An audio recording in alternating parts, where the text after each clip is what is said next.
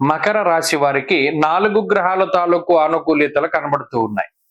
శుక్రుడు యోగిస్తూ ఉన్నారు, శనేశ్వరుడు యోగిస్తూ ఉన్నారు, రాహువు యోగిస్తూ ఉన్నారు, అలాగే చంద్రబలం ఉన్నది. ఇక్కడ ప్రధానంగా ఒక విషయం ఏంటి అంటే 1, 2, 3, 5 స్థానాల్లో గ్రహాలు యోగించడం అన్నది ఒక ప్రోగ్రెస్ ని సూచిస్తూ ఉన్నది జాతకంలో.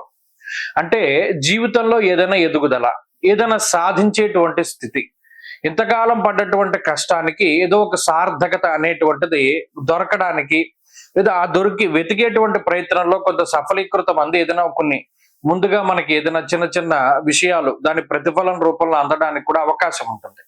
ఎందుకంటే ఈ ప్రోగ్రెస్ ఏదైతే ఉన్నదో 1, 2, 3, 5 స్థానాలు అంటే ఇవన్నీ ఆరోహణ క్రమంలో ఉన్నాయి.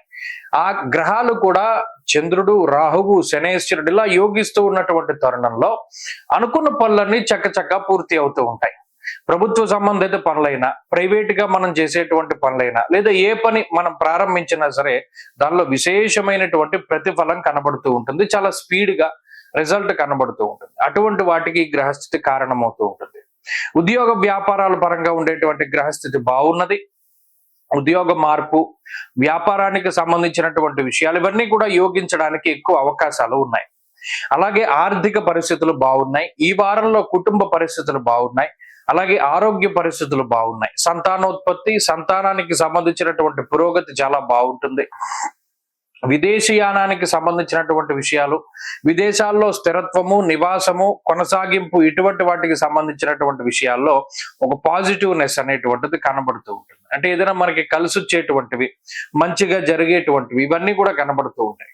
కాబట్టి మకర రాశి వారికి ప్రోగ్రెస్ ఉంటుంది. ఈ వారంలో కూడా గ్రహస్థితి బాగున్నది.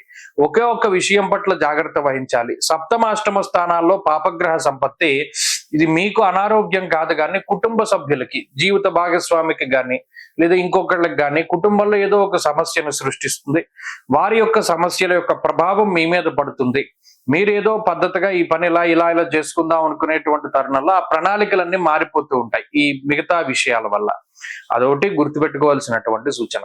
వారంలో మరింత అనుకూలమైనటువంటి ఫలితాలను సాధించడానికై కుజగ్రహ అనుకూలత కోసమై మంగళవారం నాడు సుబ్రహ్మణ్యారాధన చేస్తూ ఉండడం చెప్పదగినటువంటి సూచన.